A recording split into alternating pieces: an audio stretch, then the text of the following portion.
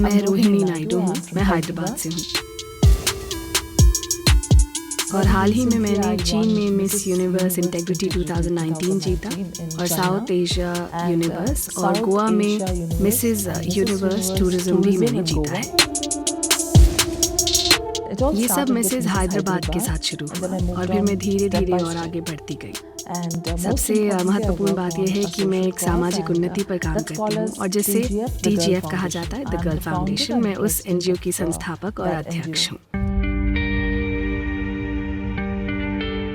जब मेरी शादी हुई थी तो मैं समझ गई थी कि मेरे पिताजी को नीचा दिखाने के लिए ये पूरी तरह से एक पूर्व योजना थी। मैं अपने माता पिता के घर वापस चली गई क्योंकि मैं दहेज नहीं लाई थी और 19 साल की एक युवा लड़की के रूप में मुझे समाज की शर्म का सामना करना पड़ा। एक समय था जहाँ मुझे लगता है कि मेरा कोई अस्तित्व ही नहीं था। मेरे माता पिता मुझे वापस लेने के लिए तैयार नहीं थे, ना ही मेरे ससुराल वाले और ना ही मेरे पति मेरे साथ थे। मुझे नहीं लगता कि मैं इसे ठीक से व्यक्त कर पाऊंगी, लेकिन फिर मैंने किसी तरह से परमेश्वर के वचन में स्पर्श सुकून महसूस किया। एक तरह की शांति थी, जैसे कोई मुझसे कह रहा हो कि मैं हूँ, तुम परेशान मत हो। मैं ऐसा महसूस कर रही थी। फिर मैंने इस बात को अनुभव किया कि केवल वही है जो आपको जज नहीं करते और आपको बिना किसी शर्त के प्यार करते हैं। परमेश्वर ही है वो। मैंने ये अनुभव किया। पिछले 10 वर्षों से मैं अनाथ बच्चों के साथ समय बिता रही हूँ।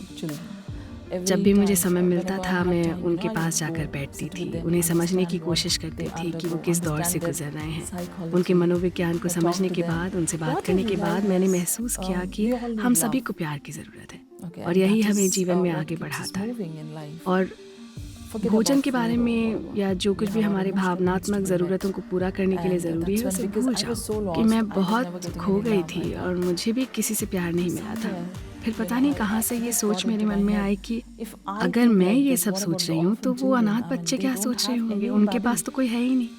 कहीं ना कहीं मुझे कोई जुड़ाव सा महसूस हुआ और एक बार जब मैंने प्यार बांटना शुरू किया तो मुझे प्यार का अनुभव हुआ और फिर मैंने अकेलापन कभी महसूस नहीं किया। आप जानते हैं, फिर मैंने अपने जीवन की तुलना उनके जीवन से करनी शुरू की और फिर मेरा ध्यान स्थानांतरित हो गया। और फिर बाइबल ये भी कहती है कि प्यार सब कुछ है और इसी तरह मेरी ये यात्रा शुरू हुई।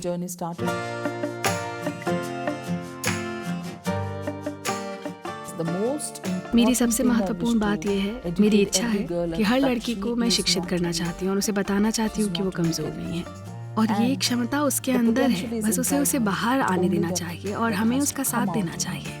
हम सभी को मिलकर उन्हें ये बताने में मदद करनी चाहिए कि आप पहले से ही सशक्त हैं और लक्ष्यों पर ध्यान केंद्रित करना है बस। इसलिए हमने जीवन कौशल के साथ शुरुआत की।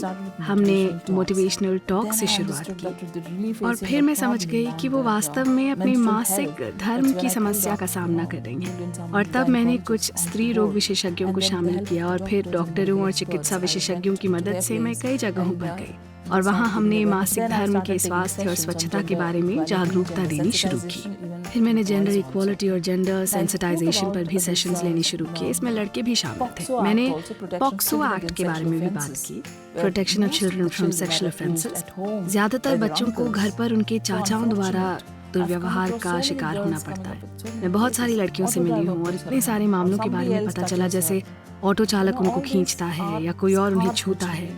आप जानते हैं, ये वो निशान है जो उनके जीवन पर बन रहे हैं और मैं नहीं चाहती कि वो सब इस सब से गुजरे। हमें ईश्वर पर विश्वास करना चाहिए, उन पर अनंत विश्वास करना चाहिए। भले ही आप अंधेरे पानी या अंधेरे समय से होकर गुजर रहे हो या फिर हो सकता है आपने अपने जीवन में सबसे कठिन भी अनुभव कर रहे हैं। जब आप अपनी परिस्थितियों को ईश्वर के हाथ में समर्पित करते हैं तो निश्चित रूप से मार्ग खुलते हैं, दरवाजे खुलते हैं। परमेश्वर ने मुझे बहुत आशीर्वाद दिया है। उन्होंने मुझे 2 प्यारे बच्चे दिए हैं जो वास्तव में मुझे इतना समझते हैं। वो आज मेरे सबसे अच्छे दोस्त हैं। परमेश्वर ने मुझे अधिक सशक्त बनाने के लिए ही इन लड़कों को दिया है। मैं कहती हूँ कि सारा श्रेय परमेश्वर को जाता है और फिर मेरे बच्चों को जाता है। वो ही हैं जिन्होंने मुझे ये कहकर प्रोत्साहित किया कि मम्मा आप ये कर सकती हैं। इसीलिए अब जीवन वास्तव में बहुत बेहतर है। ईश्वर ने मुझे उपयोग किया है अन्य लड़कियों को सशक्त करने के लिए। एक उपकरण के रूप में वो मेरा इस्तेमाल कर रहे हैं उन लोगों तक पहुंचने के लिए जिन्हें वाकई ज़रूरत है, जो आराम चाहते हैं और जिन्हें प्यार चाहिए।